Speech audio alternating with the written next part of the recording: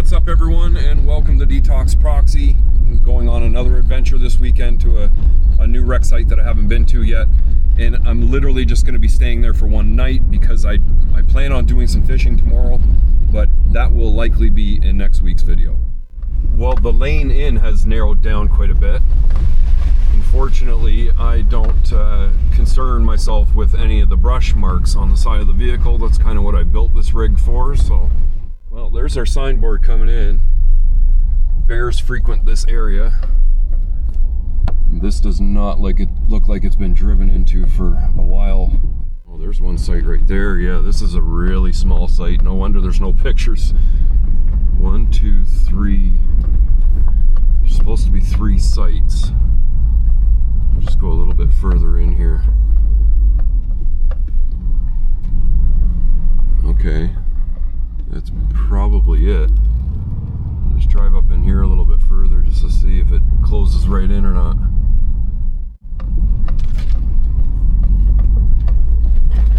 Yeah, it looks like it does.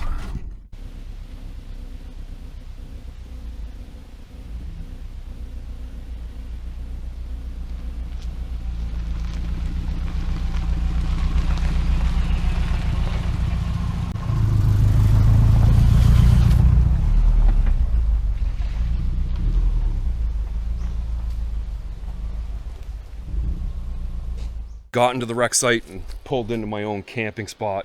We'll head out to the signboard and do a walkthrough of the whole entire site. So as you come up to the entrance of the site, you can kind of see that the road continues on straight, and it actually goes down towards the actual Chist Creek.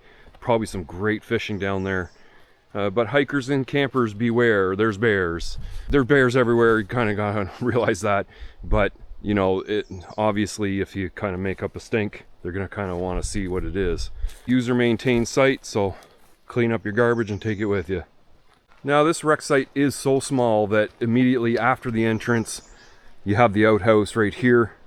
A little kind of wooden walkway coming up to it. And it doesn't look like it's been actually maintained yet this year, which is a little strange, but and then it kind of opens up behind the toilet, and you can see there's a couple little benches and a little walkway that goes over to the first site. So it turns out the main reason that people would visit this wreck site is because of this rock wall, and I mean there's a bunch of climbing here, and apparently yeah, you can kind of see there's, I mean, it might be hard for this camera, but there's a kind of a cleat right up there that we can attach to and get up on top of that rock. Now I'm not going to be doing any rock climbing, that's for sure. And just right over here, someone's kind of built a little campfire setup next to the rock. Had one up there at some point.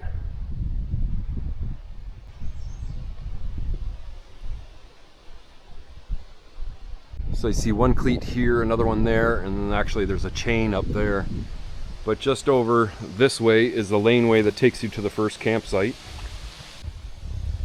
And well, it's not even funny how people just like disregard the rules of these places. Somebody's just dumped whatever garbage they had and kind of just left it there to rot. Really nice, real nice. What's this here? Oh yeah, I see what was going down over here. My kind of people, except for the garbage.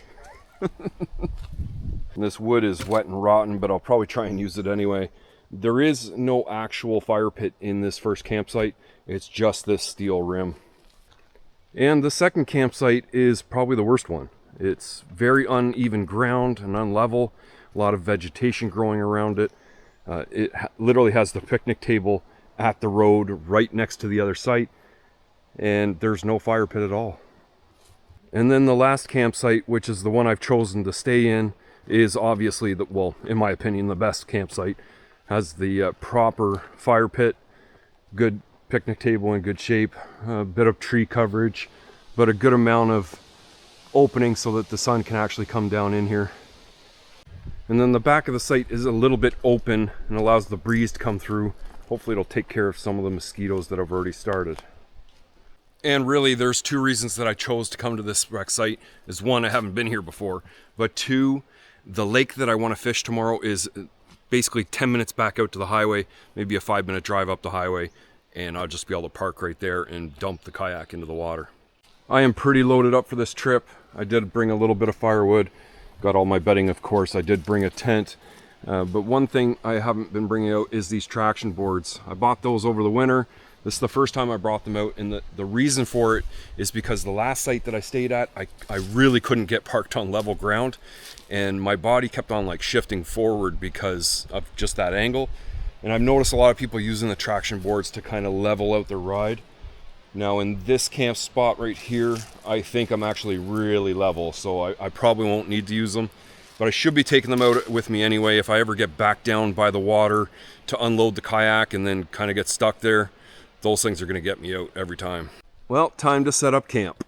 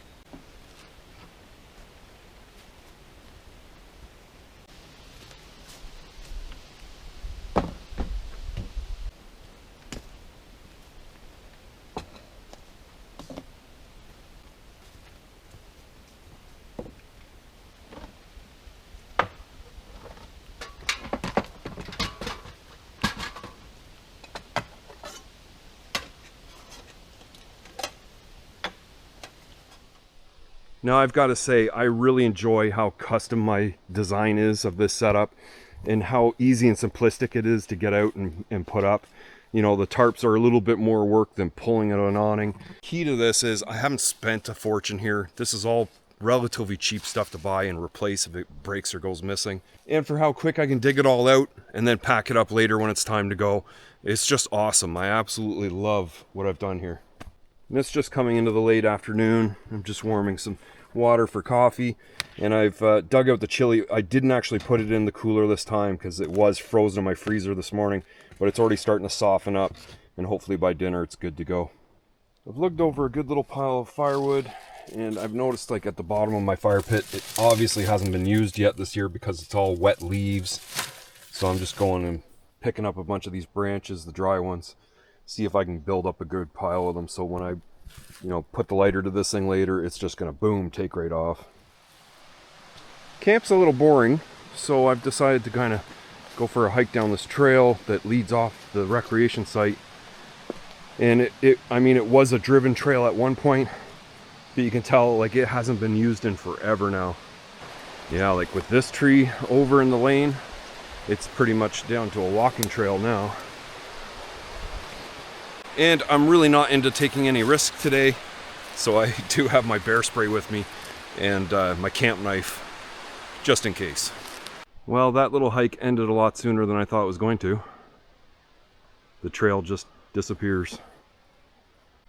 And this Devil's Club is everywhere.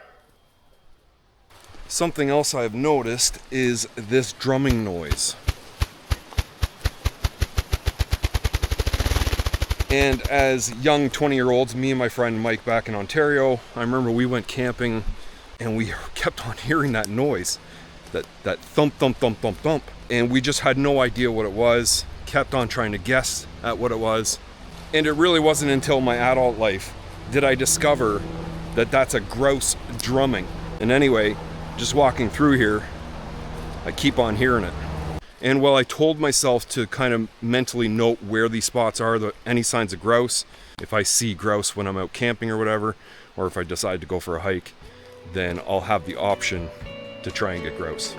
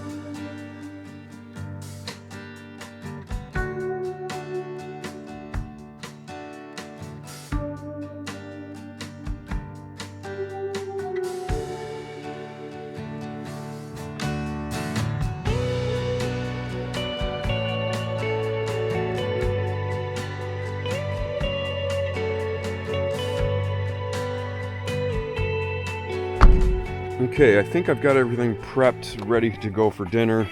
Oh, better get that off. And I actually forgot utensils. I mean, I always forget something. This time it's utensils and paper towel. So I've got a camp knife, so I literally had to like whittle myself a little spoon. I don't know how well it's going to work, but it's going to have to. The chili's still actually frozen in the middle, but this is like 2 servings, so I'm only planning on having half of it anyway. And then I've got these roadies, fenugreek roadies. They're got a really nice spice, like a really aromatic spice to them. So I'm actually gonna kind of toast them up in the pan.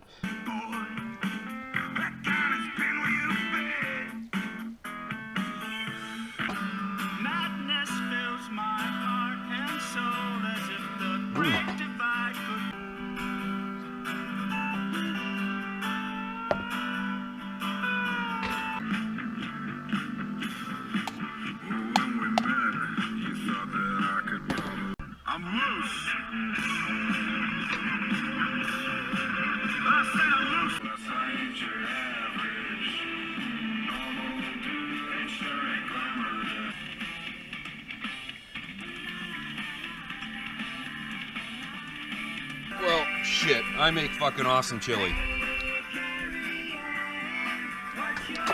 And to be honest, I don't normally play music when I'm out here. I think that's gonna be it for now. It's just this site isn't very, there's not a lot to do here. There's no body of water, there's no river to watch. I just figured, well, the extra entertainment would certainly help the time pass by, and it has. I am just plugged from dinner. I'm thinking about getting this fire started soon. I know it's getting close to 7 o'clock. It's going to be light out for a few more hours, but I was thinking of getting some smoke in the air. Just, there isn't really any mosquitoes, but I don't want them to start trying to build up in this area and attacking me later on. So probably another, 10. I'm just going to let my stomach settle, and then I'm going to get up and start this fire.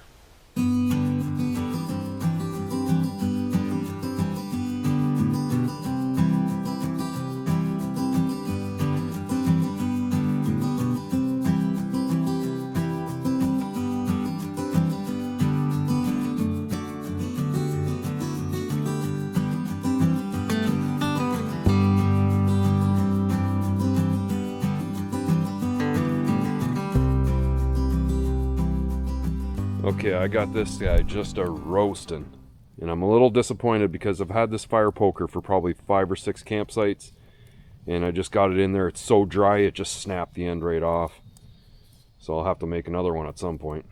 So it's kind of funny, I just checked the time on my phone and it is 10:05, and I'll take the screenshot. So even though we are in the same time zone as California, you can see, just because of the tilt of the earth, how much more light we get that much later into the evening. And just to give you a better idea, that's the skies up there. Like, they were blue like 20 minutes ago. So the sun's still kind of going down over there. You can see the fire is still going nice and strong. I actually brought over one more piece of punky wood from next door, and I'm probably just going to throw in all the small stuff in that one bigger piece, sit out here for maybe another half an hour, and then jump in the Forester and get snuggled in. Tell me, doctor, how's my cyst? Grande.